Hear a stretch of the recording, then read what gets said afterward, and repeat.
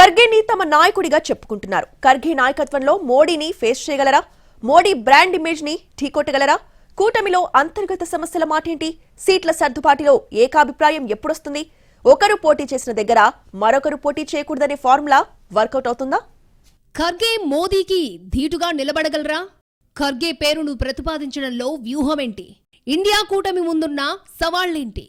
కేంద్రంలోని బీజేపీని గద్దెదించాలనే లక్ష్యంతో 28 పార్టీలు ఏకమై ఇండియన్ నేషనల్ డెవలప్మెంట్ ఇంక్లూజన్ అలియన్స్ ఇండియా కూటమిగా ఏర్పడ్డాయి. కూటమి ఏర్పడి చాలా కాలమైనా ఇంకా అనేక అంశాలపై ఏకాభిప్రాయం రాలేదు. పైగా కూటమిలోని పార్టీల మధ్య పలు సందర్భాల్లో అనేక భిన్నాభిప్రాయాలు కూడా వినిపిస్తూనే ఉన్నాయి. అదే సమయంలో ఇండియా కూటమి ప్రధాని అభ్యర్థి ఎవరు అనే చర్చ కూడా నడుస్తోంది.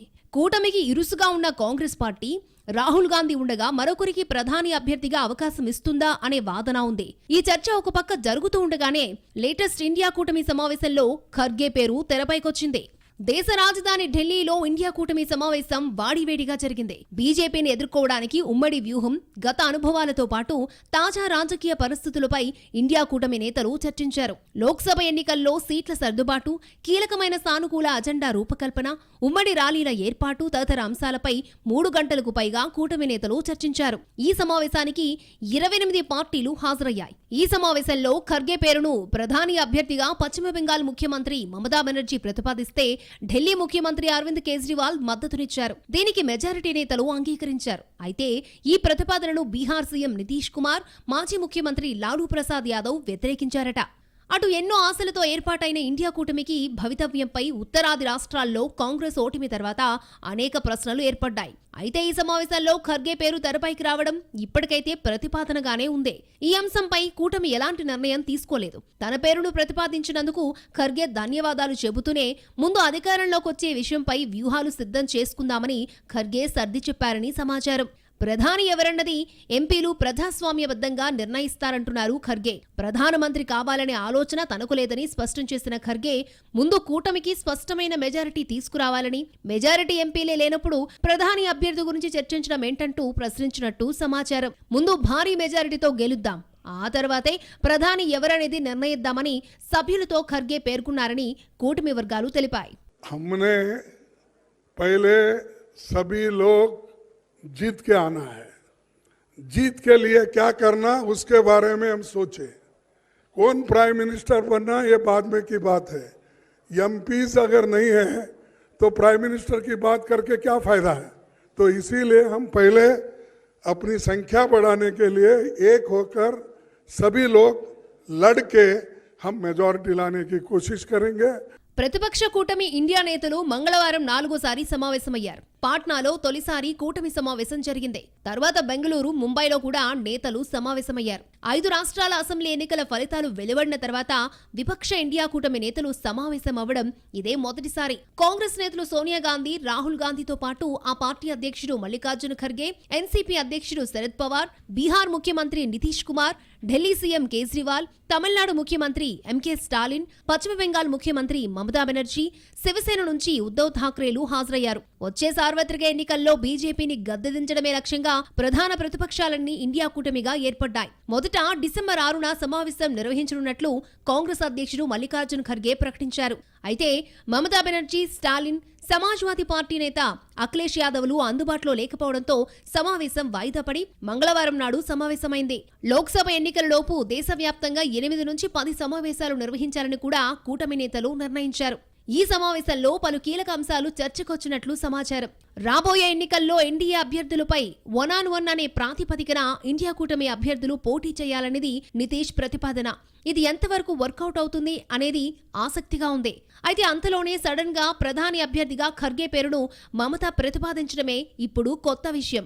ఏ కూటమికైనా దానికో నాయకత్వం, గెలిస్తే కీలక పదవిలో ఎవరుంటారు అనేది ప్రజలకు తెలియాల్సిన అవసరం కూడా ఉంటుంది. అటు ఎన్డీఏ నేతగా నరేంద్ర మోడీ ప్రధాని అభ్యర్థిగా ఉండడం ఖాయం. అలాంటప్పుడు 28 పార్టీల కూటమికి నేత ఎవరనేది తేల్చడం చిన్న విషయం కాదు. ఖర్గేని ప్రధాని అభ్యర్థిగా ప్రతిపాదించడంలో ఒక వ్యూహం కూడా ఉంది. ఇండియా కూటమికి దేశంలోని ఎస్సీలందరూ మద్దతుగా నిలబడతారని మెజారిటీ నేతలు అనుకుంటున్నారు.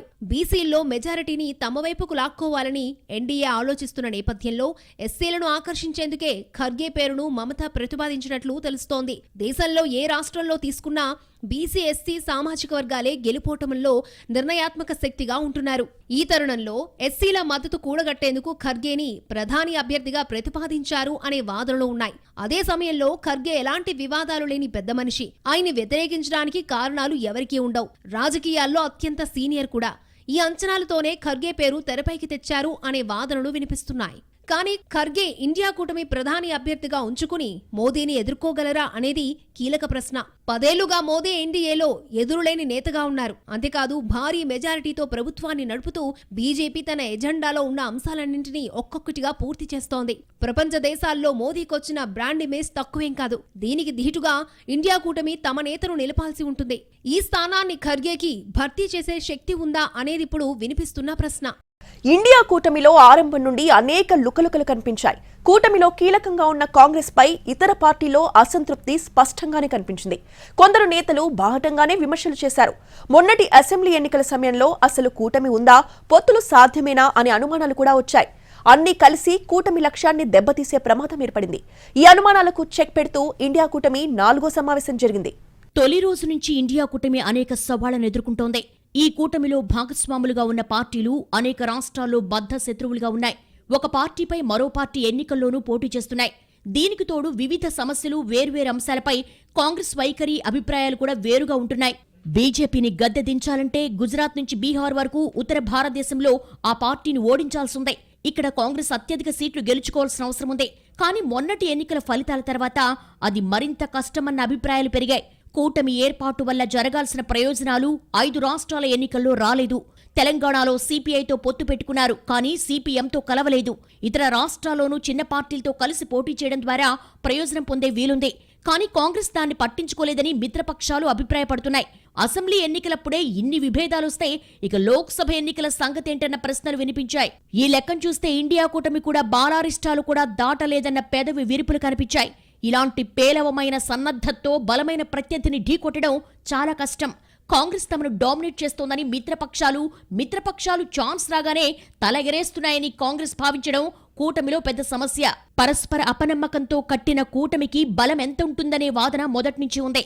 కూటమికి ఇరుసుగా ఉన్న కాంగ్రెస్ మిత్రపక్షాలతో తరచూ సంప్రదింపులు జరపాల్సి ఉంటుంది. ఏ చిన్న తేడా వచ్చినా కూటమి అసలు లక్ష్యం దెబ్బతినే ప్రమాదం ఉంది. కర్ణాటక ఎన్నికల్లో కాంగ్రెస్ గెలుపు తర్వాత విపక్షాలు ఇండియా కూటమిగా ఏర్పడ్డాయి. ఆ తర్వాత 3 రాష్ట్రాల్లో కాంగ్రెస్ ఓడగానే కూటమి సమావేశానికి పిలిచినా రాలేమని మిత్రపక్షాలు ముఖం చాటేశాయి. మొత్తానికి నిన్నటి సమావేశం నాటికి అన్ని పార్టీలకు ముహూర్తం కుదిరినట్లయింది. ఇంత అస్థిరంగా ఉండే పార్టీలతో స్థిరమైన పోరాటం సాధ్యమేనా అనేది $1 మిలియన్ ప్రశ్న. కూటమి ఏర్పాటు తర్వాత జరిగిన 5 రాష్ట్రాల ఎన్నికల్ని 2024 లోక్సభ ఎన్నికలకు సెమీఫైనల్స్ గా భావించారు. ఇలాంటి కీలక పోరులో కాంగ్రెస్ ఒంటరిగా బరిలోకి దిగడం, కూటమి పార్టీలతో పొత్తు పెట్టుకోకపోవడం మిత్రపక్షాల్లో అసంతృప్తి కారణమైంది. ఎన్నికల్లో ఓడిపోయారు కాబట్టి కూటమంటున్నారని, అదే గెలిచుంటే కాంగ్రెస్ ఏకపక్ష వైఖరి ఇంకా పెరిగేదని కూటమి పార్టీల్లో ఉన్న అభిప్రాయం. మొన్నటి ఎన్నికల ఫలితాలు అనుకూలంగా రాకపోవడంతో మిత్రపక్షాలు కాంగ్రెస్ ను టార్గెట్ చేశాయి.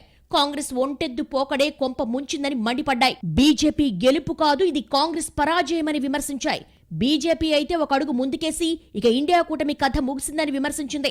ఈ తరుణంలో జరిగిన ఇండియా కూటమి సమావేశంలో అనూహ్యంగా ఖర్గే పేరు తెరపైకొచ్చింది. మరోపక్క లోక్సభ ఎన్నికలు సమీపిస్తున్న తరుణంలో సీట్ల పంపకాలపై ఈ నెలాఖరులోగా రాష్ట్రాల స్థాయిలో నిర్ణయం తీసుకోవాలని, దానిపై పార్టీల జాతీయ నాయకత్వం జనవరి 2వ వారం నాటికి తుది నిర్ణయం తీసుకోవాలని కూటమి తాజా సమావేశం నిర్ణయించింది. కూటమి పార్టీల మధ్య సీట్ల పంపకం చిన్న సమస్య కాదు. ముఖ్యంగా 4-5 రాష్ట్రాల్లో దీనిపై పీటముడి పడింది. ఉత్తరప్రదేశ్, బీహార్, ఢిల్లీ, పశ్చిమ బెంగాల్, మహారాష్ట్రలో సీట్లు ఎలా పంచుకుంటారో తేలాల్సిందే. Meeting was successful and there is a common resolve. We should conclude the seat sharing arrangement as early as possible, and we will have to put up a strong collective fight against BJP, and we should ensure the defeat of BJP in the forthcoming parliament election. Seat sharing discussion has to be started without any delay. That procedure will start immediately. Then we will finalize the seat sharing thing as early as possible. That is what decided without any further. యూపీలో Samajwadi party, Congress మధ్య సీట్ల పంపకం విషయంలో tug of war నడుస్తోంది. ఇక్కడ SP 8 సీట్లు offer ఇస్తే కాంగ్రెస్ 22 సీట్లు డిమాండ్ చేస్తోంది. బీహార్లో కూడా కాంగ్రెస్ ఇదే విధమైన సవాల్ ఎదుర్కొంటోంది. ఇక్కడ కాంగ్రెస్ 10 సీట్లు డిమాండ్ చేస్తోంది. అయితే ఆర్జేడీ, జేడీయూ కేవలం 4-5 సీట్లు మాత్రమే ఇవ్వాలని భావిస్తున్నట్టుగా తెలిసిందే. ఆమ్ ఆద్మీ పార్టీ ఢిల్లీ, పంజాబ్ రెండింటిలోనూ సమన్వయం కోసం ఒత్తిడి చేస్తోంది. అయితే పంజాబ్లో దాని రాష్ట్ర యూనిట్ తిరుగుబాటు వైఖరిని దృష్టిలో ఉంచుకుని కాంగ్రెస్ రిస్క్ తీసుకోవడానికి ఇష్టపడటం లేదు. ఢిల్లీలో కాంగ్రెస్ 2 స్థానాల్లో, ఆప్ 5 స్థానాల్లో పోటీ చేయాలని ఆప్ కోరుతుండగా కాంగ్రెస్ కనీసం 3 సీట్లలో పోటీ చేస్తామంటోంది. అటు మహారాష్ట్రలో ఎక్కువ సీట్ల కోసం కాంగ్రెస్, ఉద్ధవ్ ఠాక్రే నేతృత్వంలోని శివసేనల మధ్య టగ్ ఆఫ్ వార్ నడుస్తోంది. అజిత్ పవార్ విడిపోయిన తర్వాత కూడా శరద్ పవార్ కు చెందిన ఎన్సీపీ తన పాత సీట్లను క్లెయిమ్ చేస్తోంది. ఇక పశ్చిమ బెంగాల్, కేరళ, జార్ఖండ్ లో మరో రకమైన పరిస్థితి ఉంది. ఈ సవాళ్లన్నిటినీ ఇండియా కూటమి దాటాల్సిందే. बहुत जल्दी सीटें डिस्ट्रीब्यूट होंगी और हम सब लोग जनता के बीच में दिखाई देंगे. समाजवादी पार्टी को जो पक्ष रखना था जी, वो अंदर इंडिया गठबंधन के जितने दल हैं उनके बीच में रखा है. किसी एक दल के बारे में या कोई जानकारी आपको हासिल है, मुझे नहीं पता क्या आप पूछ रहे हो मुझसे. मुझे उम्मीद है कि इंडिया गठबंधन जो बना है जी, ये जो मैंने पहले दिन से कहा स्ट्रेटजी हमारी वही पीडीए रहेगी और भारतीय जनता पार्टी को हराएंगे. ఈ తరుణంలో విపక్ష ఇండియా కూటమిలో ప్రధాన పక్షం కాంగ్రెస్ ఇతర మిత్రపక్షాలతో సీట్ల సర్దుబాట్లపై చర్చలు జరపడానికి 5 సీనియర్ సభ్యులతో ఓ కమిటీని ఏర్పాటు చేసింది. ఢిల్లీలో ఇండియా కూటమి సమావేశం ప్రారంభం కావడానికి ముందు కాంగ్రెస్ పార్టీ ఈ కమిటీని ప్రకటించింది. ఈ కమిటీకి నేషనల్ అలయన్స్ కమిటీ అని పేరు పెట్టారు. ఈ కమిటీకి కన్వీనర్ గా కాంగ్రెస్ పార్టీ సీనియర్ నేత మోహన్ ప్రకాష్ వ్యవహరిస్తారు. కమిటీలో రాజస్థాన్ మాజీ సీఎం అశోక్ గెహ్లాట్, ఛత్తీస్గఢ్ మాజీ ముఖ్యమంత్రి భూపేష్ బఘేల్, మాజీ కేంద్ర మంత్రులు సల్మాన్ ఖుర్షీద్, ముకుల్ వాస్నిక్ సభ్యులుగా ఉన్నారు. సీట్ల పంపకంపై చర్చలకు కాంగ్రెస్ ముందుకు రావడం లేదన్న కొన్ని ఇండియా మిత్రపక్షాల ఆరోపణల నేపథ్యంలో కాంగ్రెస్ ఈ కమిటీని ఏర్పాటు చేసింది. మోడీ ఇమేజ్ ని ఖర్గే అభ్యర్థిత్వంలో ఢీకొట్టగలరా? ఇదే ఇప్పుడు కూటమి ముందున్న ప్రశ్న.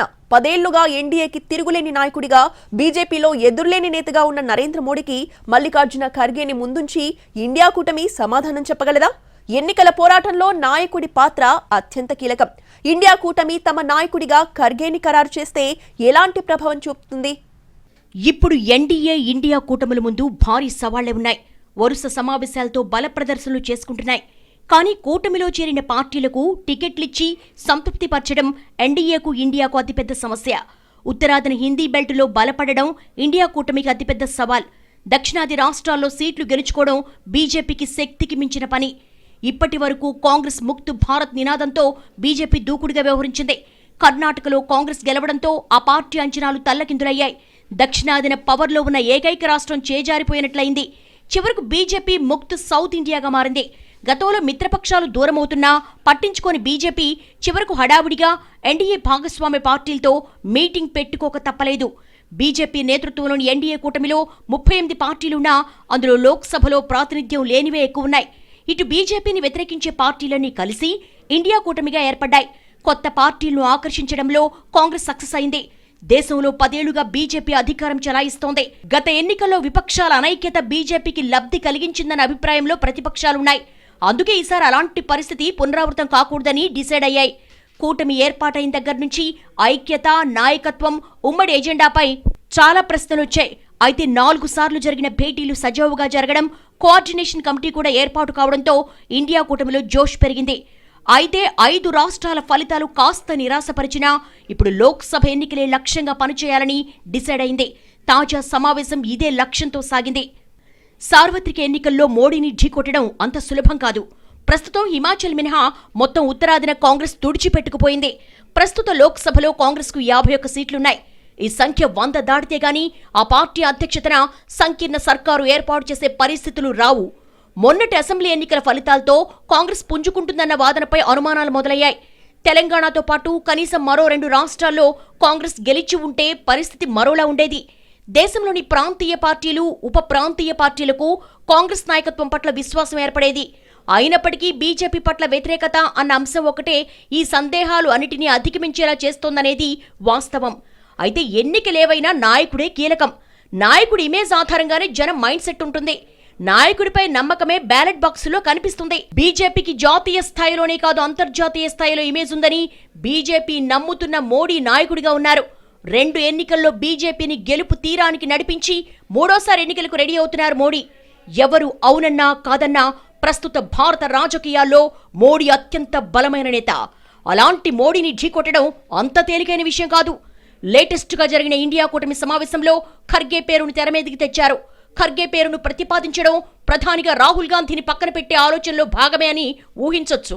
అయితే ఇప్పుడు కాంగ్రెస్ ప్రధాని ఎవరు అని ఆలోచించే పరిస్థితిలో లేదు. బీజేపీ ఓడాలి, కూటమి గెలవాలి, ఇది మాత్రమే ఎజెండా. కూటమిలో కీలకంగా ఉన్న కాంగ్రెస్ మిత్రపక్షాల అభిప్రాయాన్ని గౌరవించి వాటితో సయోధ్య చేసుకుని ముందుకు సాగడం తప్ప మార్గం లేదు. అయితే ఈ సమావేశం తర్వాత వినిపిస్తున్న ఖర్గే అభ్యర్థిత్వం మోడీని సవాల్ చేసే స్థాయిలో ఉందా అనేదే అసలైన ప్రశ్న. ఇండియా కూటమికి అడుగడుగున సవాళ్లే ఉన్నాయి.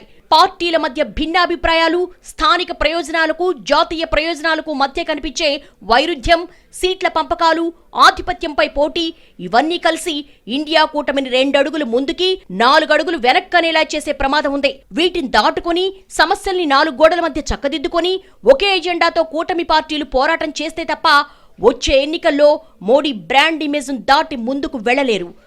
దానికి ఖర్గే లాంటి పెద్ద మనిషి ఇమేజ్ ఉన్న నేత ప్రధాని అభ్యర్థిత్వం ఎంతవరకు సరిపోతుందన్న ప్రశ్న ఇప్పుడు కొత్తగా వినిపిస్తోంది.